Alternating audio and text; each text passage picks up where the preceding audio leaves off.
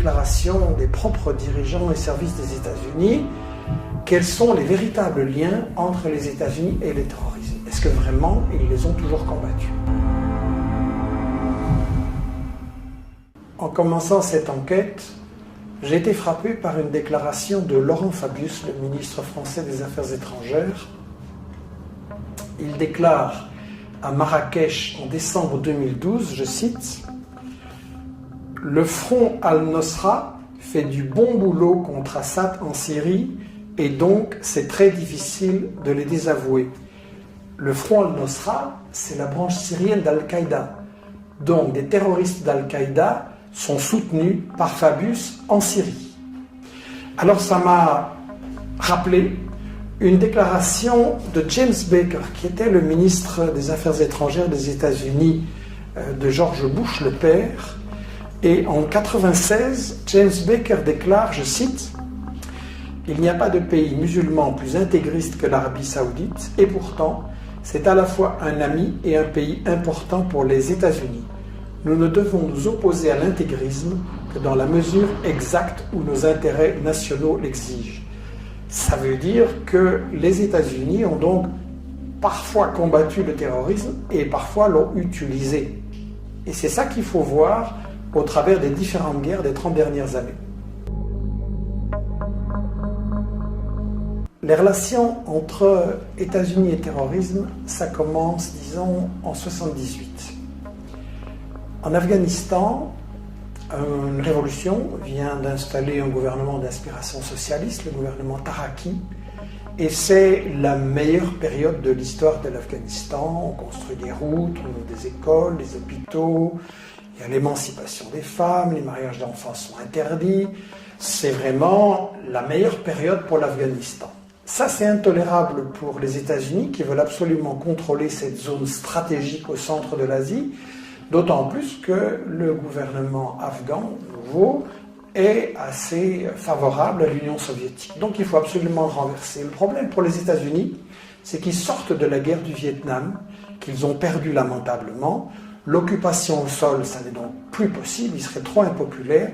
Et donc ils vont recourir à un autre stratagème, une guerre indirecte. Avec l'Arabie saoudite, ils vont recruter, financer, armer dans une opération secrète, la CIA, l'opération Ben Laden. Ils vont recruter 35 000 moudjahidines venus individuellement de 40 pays et ils vont former une armée de guérillas terroristes pour renverser ce gouvernement. S'il va y avoir des atrocités, ça va durer des années, ça ne va pas du tout être présenté comme ça dans les médias occidentaux, mais ça va être reconnu ouvertement par Brzezinski, qui était alors le responsable de la politique internationale du président Carter, et qui va reconnaître dans une interview au Nouvel Observateur en 1998 que oui, l'opération Ben Laden, c'est les États-Unis, que la mise en route, la mise en scène du terrorisme de Ben Laden, c'est les États-Unis, et que le problème des islamistes, ils s'en fichent complètement. La méthode qui a tellement bien marché en Afghanistan, les États-Unis vont la réutiliser contre la Yougoslavie. D'abord en Bosnie, 91-95, puis contre le Kosovo, 98-99.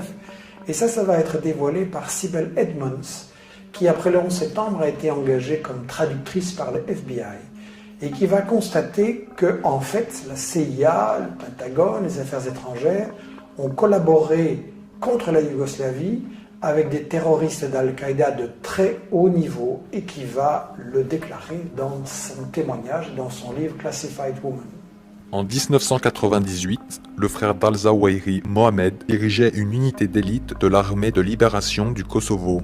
Et donc, au Kosovo, ça va donner lieu à un revirement diplomatique extrêmement rapide des États-Unis, dont le représentant officiel déclare en 1998 « Je sais ce qu'est un terroriste lorsque j'en vois un, et je vous dis que ces gens de l'UCK sont des terroristes. » Et 4 mois plus tard à peine, les affaires étrangères déclarent officiellement exactement le contraire.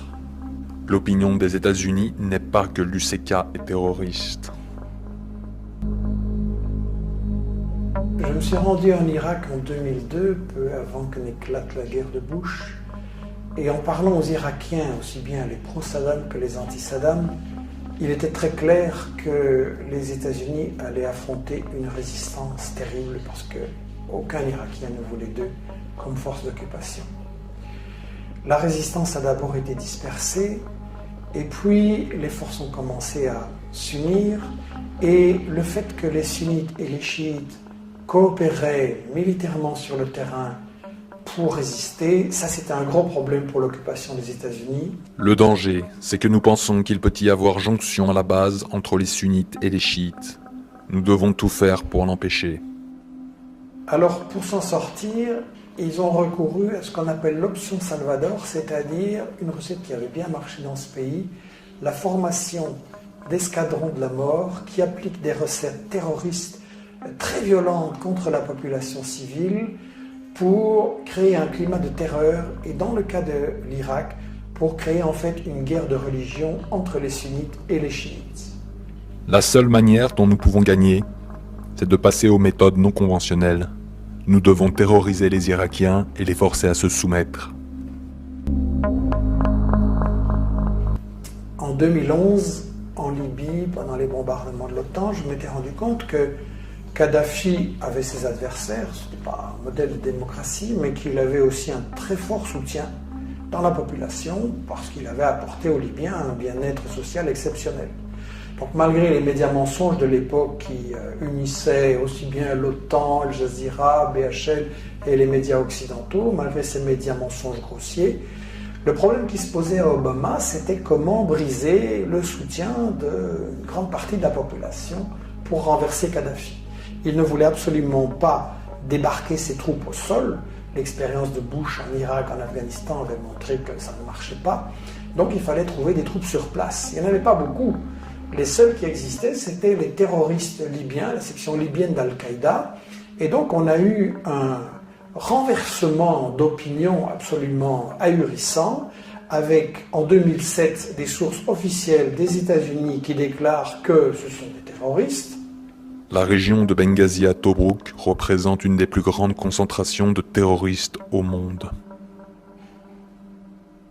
Et puis en 2011, les sources officielles des États-Unis qui disent que non, ce n'est pas des terroristes, c'est des combattants pour la démocratie.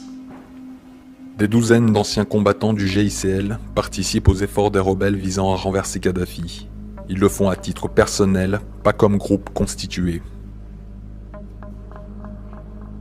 Après la Libye, comme nous l'avions prévu, les armes ont été exportées, et les terroristes avec, vers des pays africains, pas n'importe quel, bien entendu. C'est frappant de voir que les terroristes interviennent toujours là où il y a des ressources naturelles importantes.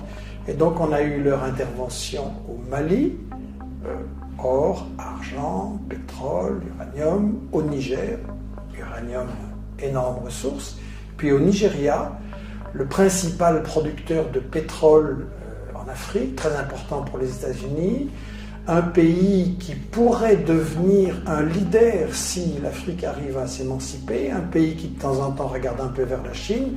Donc les États-Unis veulent absolument conserver le contrôle. Nigeria, c'est un pays puissant.